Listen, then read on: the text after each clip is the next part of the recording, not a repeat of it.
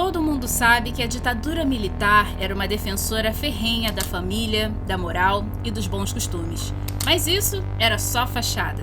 Nós descobrimos que nos anos 70, em Foz do Iguaçu, o Estado não só controlava uma zona de prostituição, como ganhava muito dinheiro com ela para comprar armas e munição. O legado dessa prostituição foi uma legião de crianças sem pais. Há 40 anos, a periferia de Foz do Iguaçu fervia todo início de mês. Era quando os operários da obra de Itaipu recebiam um pagamento e iam gastar o dinheiro na zona. Nós viemos para cá porque corria muito dinheiro cair da usina da Itaipu. Por isso que dava bastante movimento aqui em Foz. Se não tivesse a ponte, fazendo a ponte não tinha quase nada. Por isso que deu muito dinheiro, muito serviço para a turma. Tinha vezes que eles ficavam 2, 3 de final de semana, eu ia para Itaipu lá, tinha que mandar os gerentes lá para vir buscar, para eles ir trabalhar, que eles esqueciam da hora. O fervo era na Júlia, Três Lagoas. Eu ia direto, não é umas vezes.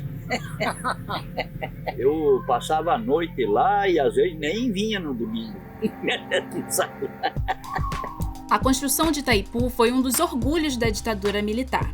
A obra, que durou 10 anos, mudou a cidade de Foz do Iguaçu. No auge, eram 32 mil operários, a maioria homens solteiros. A população explodiu e o dinheiro entrou. Quando as boates chegaram, a nossa vida começou a mudar, porque a gente não podia mais sair, só depois das 7 horas, né, mãe? Ou antes também, né? Porque era muito movimentado. Tinha que esperar seguir o movimento delas lá, daí nós saímos. Bom, esse quadro aqui é uma recordação do tempo, né? Na boate do Claudinei tinha esse quadro, né? E esse aqui eu tenho como relíquia, né? De 86. Esse quadro tem 32 anos. No auge das obras, mais de 10 mil mulheres trabalhavam na zona de prostituição, todas fichadas pela Polícia Civil do Paraná.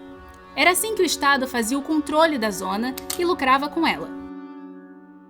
A gente fazia assim uma escala, tal casa traz tantas mulheres hoje, né?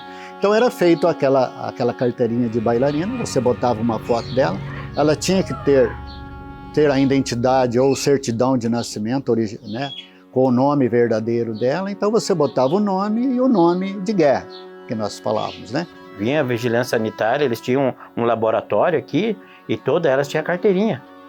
Quem não tivesse carteirinha era punido, não podia ficar, entendeu? Eles levavam para a delegacia e mandavam embora, entendeu? Nós fazíamos exame na ginecologista, para ver se não tinha doenças venéreas, e de sangue. Nós, no caso do Funrespol,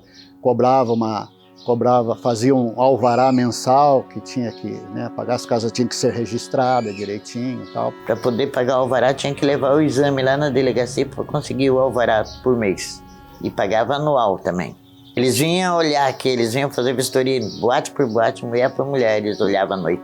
E o exame pelo nome.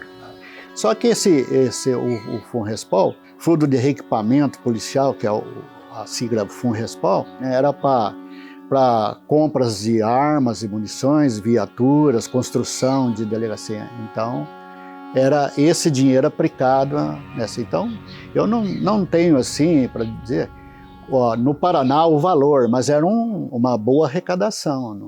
O Estado controlava o dinheiro que entrava, mas era incapaz de fornecer anticoncepcionais às mulheres. O resultado?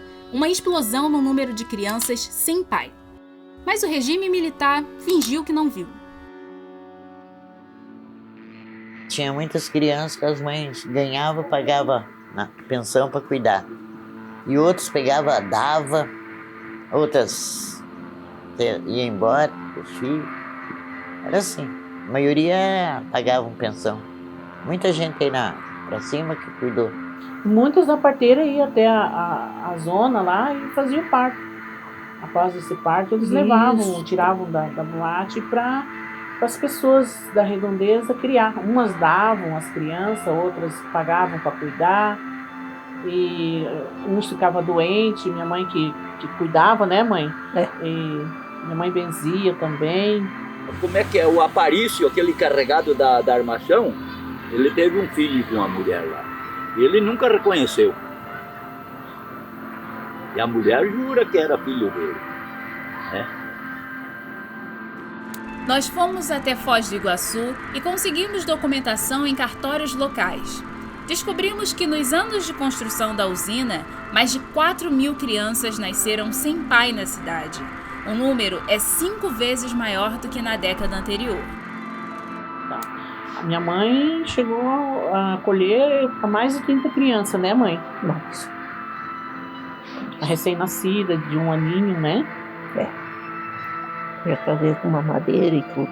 Hoje eu sei que elas faziam exame uma vez por mês. Na época não existia preservativo, né?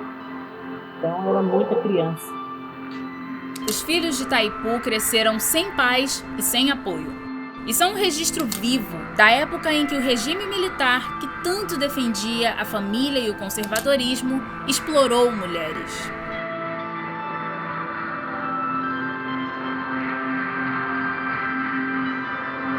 Eu sou a Natália Braga, estagiária de jornalismo do Intercept, e esse conteúdo que você acabou de assistir foi feito para provocar. Esse trabalho só é possível porque o Intercept não recebe financiamento de grandes empresas, do governo ou de bancos, e por isso o nosso olhar consegue ser tão crítico. Eu vim aqui te lembrar que fazer esse trabalho com impacto social forte só é possível com o apoio dos nossos leitores. E a gente depende de você para poder fazer ainda mais. Então acessa theintercept.com/ajude e ajude o jornalismo que você respeita. Do lado de cá, a gente agradece o seu apoio.